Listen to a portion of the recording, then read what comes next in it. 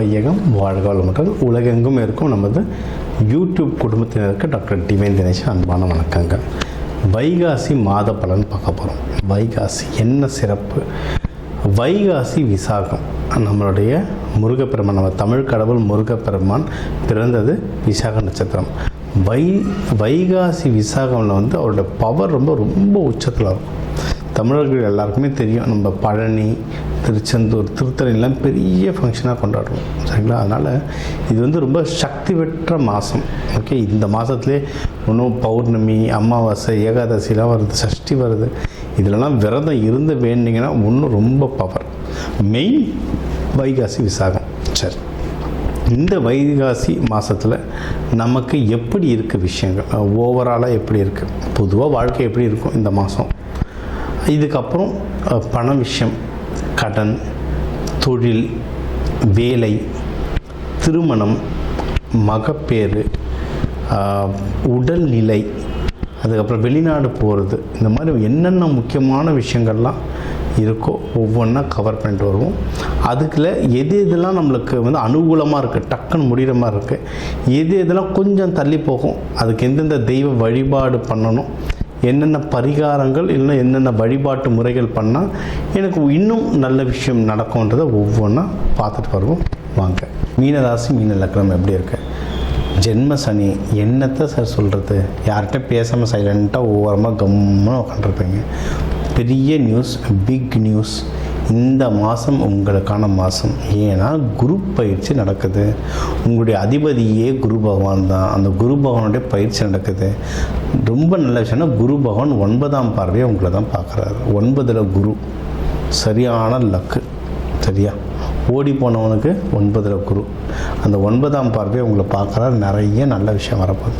Sir, அப்போ எல்லா கஷ்டமும் தீந்துருமா, எல்லா கடனும் அடைஞ்சிருமா, எங்கள் எல்லா ஃப்ரெண்ட்ஸும் என்கிட்ட பேசுவாங்கன்னா அப்படிலாம் சொல்லலை. பிரச்சனைகள் கம்மியாகும். இன்னொன்று, பிரச்சனைகளை சமாளிக்க முடியும். இதுதான் நடக்க போகும். சரி, எது எதுலலாம் பிரச்சனையை சமாளிக்க முடியும் அப்படின்னா, நீங்கள் மனசு கிளாரிட்டி வரும்.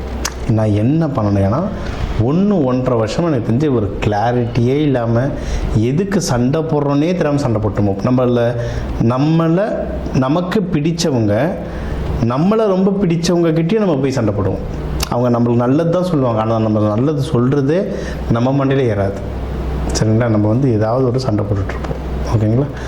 அந்த கிளாரிட்டி, இது தப்பு, இது கரெக்டு, இதை தான் நான் பண்ணணும் அப்படின்ற கிளாரிட்டி வரும். ஏன்னா நீங்கள் குரு வீடு ரொம்ப பொறுமைசாலி, நல்ல அறிவாளி. இருந்தாலும் அந்த கன்ஃபியூஷனில் கொஞ்சம் தத்தளிச்சிட்டிங்க 1-1.5 வருஷமாக. இப்போ அந்த கிளாரிட்டி வரும். சரி, இந்த கிளாரிட்டி வச்சுன்னா என்னென்ன பண்ணலாம்? நல்ல தொழில் பண்ணலாம். பிஸ்னஸ் நல்லா முன்னேறுங்க. பிஸ்னஸ் ஹவுஸ் ரொம்ப நல்லாயிருக்கு. பிஸ்னஸ் முன்னேற முக்கியமாக ப்ராஃபிட் வரும்.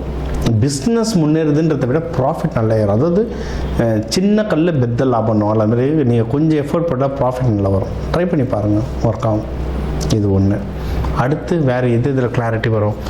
இன்வெஸ்ட்மெண்ட்ஸ், எங்கே நிலம் வாங்கலாம், எங்கே நகை வாங்கலாம். இது குரு வீடு, தங்கத்து மேலே ஒரு ஆசை இருக்கும். அதாவது இது நீர் வீடு, பெண் ராசி, குரு வீடு, தங்கம் மேலே ஆசை இருக்கும்.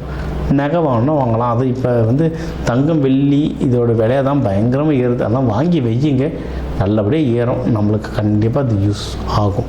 இது ஒன்று.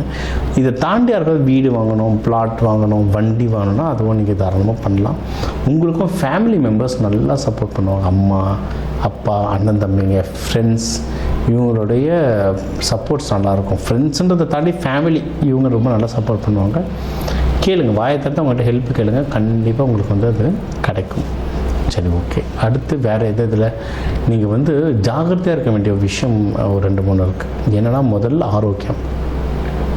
உடம்பை பத்திரமா பார்த்துக்கோங்க. ஏன்னா சனி பகவான் உடம்பை ரொம்ப உருக்கி எடுத்துருவார். பெஸ்ட்டு பரிகாரம் அப்படின்னா எக்ஸசைஸ் பண்ணுறது. ஜிம்முக்கு போகிறவங்க ஜிம்முக்கு போகலாம், இல்லை வாக்கிங்காவது போங்க. சூரிய வெளிச்சத்தில், அதை காலையில் சூரிய வெளிச்சத்தில் ஒரு 10 நிமிஷம் இல்லை காலவர் நின்றிங்கன்னா ரொம்ப ரொம்ப நல்லது. சூரிய வெளிச்சம் உங்கள் முதுகு தண்டில் பட ரொம்ப நல்லதுங்க. சரிங்களா? இது ஒன்று. இதை நான் ஒருத்தர்கிட்ட சொல்லி, இது எங்கள் மாணவர்கள் ஒருத்தர்கிட்ட சொல்லி, ஒருத்தர் வெராண்டாவில் தினமும் முதுக காட்டுறன்னு பஞ்சாயத்து வந்து வச்சுட்டாரு. அந்த மாதிரிலாம் இல்லை. நீங்கள் என்னென்னா காட்டன் க்ளோத், ஒரு நல்ல டீசெண்டான காட்டன் க்ளோத்தோ டிஷர்ட்டோ போட்டுக்கிட்டு மாடியோ வெராண்டாலேயே நில்லுங்க, இல்லை லைட்டாக வாக்கிங் போங்க. அந்த சூரிய ஒளி முதுகு தண்டில் பட ரொம்ப நல்லது. இதையே ஃப்ளாட்டில் இருக்கவங்க பால்கனியில் நின்றுட்டு ஏதோ பிரச்சனை பண்ணுறக்கூடாது. சரிங்களா? டீசெண்டாக ட்ரெஸ் போட்டுட்டு நம்ம இருந்தோம்னா எந்த பிரச்சனையும் வராது. ஏன்னா இப்போ இருக்க காலகட்டம் அந்த மாதிரி எங்கேருந்து எப்படி எதனால் இதெல்லாம் ஒரு பிரச்சனையாக நினைக்கிற அளவுக்கு பிரச்சனை கிளம்பி வரும். அதனால் அந்த ஜாகிரதைக்காக இது சொல்கிறேன் நான். சரி, இது ஒன்று. இன்னொன்று ஹஸ்பண்ட் ஒய்ஃப்குள்ளே நிறைய மிஸ் அண்டர்ஸ்டாண்டிங். நிறைய பேர், சில பேருக்கு வந்து நல்ல அண்டர்ஸ்டாண்டிங் இருக்கும். ஆனால் காலம் எப்படின்னா ஒவ்வொருத்தரும் ஒவ்வொரு ஊரில் தங்க வச்சிடும். ஒருத்தருக்கு ட்ரான்ஸ்ஃபர் ஆகிடும், ஏதோ ஒரு சூழ்நிலையால் பிரிஞ்சு வேறு ஊரில் இருப்பாங்க. நல்ல சண்டை போட்டுருக்க மாட்டாங்க. காலம் வேலை காரணமாக இல்லை ஏதோ ஒரு விதமாக காரணமாக அப்படி பிரித்து வைக்கும். அந்த மாதிரி வாய்ப்புகள் இருக்குது. அந்த மாதிரிலாம் அந்த சுக்கிரன் ஆக்டிவேஷன் பண்ணுங்க. நான் ஒரு நாள் சுக்கிரன் பற்றி ஒரு கிளாஸ் மாதிரி இல்லை இன்டர்வியூ மாதிரியே தரேன். அதை எப்படி ஆக்டிவேட் பண்ணுறதுன்னு. மெயினாக பெட்ரூம் வந்து லைட்டான கலர்ஸில் வச்சுக்கணும். இந்த ஒயிட் பெட்ஷீட்டு இல்லை ரொம்ப பேல் கலர்ஸ்ன்னு சொல்லுவாங்க, ரொம்ப லைட் கலர் கர்டைன்ஸ் அதெல்லாம் போட மைண்ட் வந்து லேஸ் ஆகும். இது வந்து ஒரு சயின்ஸ் மாதிரி தாங்க. ரொம்ப டார்க்காக கலர் இருக்கும்போது மைண்டு ஹெவி ஆகும், லைட்டாக கலர் இருக்கும்போது ரொம்ப லைட் ஆகும். நம்ம வந்து ஃபுல்லாக இன்றைக்கெல்லாம் உடச்சிட்டு இன்றைக்கெல்லாம் சண்டை போட்டு ஏகப்பட்ட பிரச்சனை சமாளிச்சுட்டு நைட்டு பெட்டில் தான் வந்து அப்பாடான்னு படுப்போம். காலைல எழுந்துக்கும் போது அதே பெட்டில் தான் எழுந்து அடுத்து என்ன பண்ணணும்னு யோசிப்போம். ஸோ அந்த இடம் ரொம்ப முக்கியம். பெட்ரூம் ரொம்ப முக்கியம். அது எவ்வளோ லைட்டாக இருக்கும், நம்ம மனசு லேசாக இருக்கும், தூக்கம் நல்லா வரும். மனசு லேசாக இருந்தால் நான் என்ன பண்ணணுன்ற கிளாரிட்டி நம்மளுக்கு வந்துடும். அதனால் இதை ட்ரை பண்ணி, இதை ப்ராக்டிக்கலாக ட்ரை பண்ணுங்கள். பெட்டு தலைக்காணினா ஸ்மெல்லே வரக்கூடாது, லைட்டாக மெத்துன்னு இருக்கணும். ஸ்மெல் வரக்கூடாது. ஸ்மெல் வந்ததுனாவே உங்களோட மைண்ட் வந்து ஆட்டோமேட்டிக்காகவே இருக்கும். காலைல எழுந்தாலே பார்த்தீங்கன்னா அப்படியே தலைவலிக்கும். நீங்கள் தலைகாணி நிறைய பேர் வீட்டில் வந்து மாத கணக்கில் இந்த காய போடாமல் உலர்த்தாமல் இருப்பாங்க. அந்த தலைகாணிலாம் பார்த்தீங்கன்னா தலைவலிக்கும். அந்த மாதிரிலாம் இருந்தீங்கன்னா உங்கள் மைண்ட் அவ்வளோ கன்ஃபியூஸ் பண்ணி விட்டுரும். அதெல்லாம் சனி பகவான், அழுக்கெல்லாம் சனி பகவான். சனி பகவான் எல்லோரும் பரிகாரம் சொல்லுன்றோம். கோவில் போங்க ஒன்று, வீட்டில் இவ்வளோ பிரச்சனை வச்சு எந்த கோயிலுக்கு போய் என்ன பண்ண முடியும்? இந்த சனீஸ்வர பகவானை வந்து நம்ம பெட்டை உட்காந்து காய போட்டுருப்பார் வெயிலில். அதை நம்ம தான் பண்ணி ஆகணும்.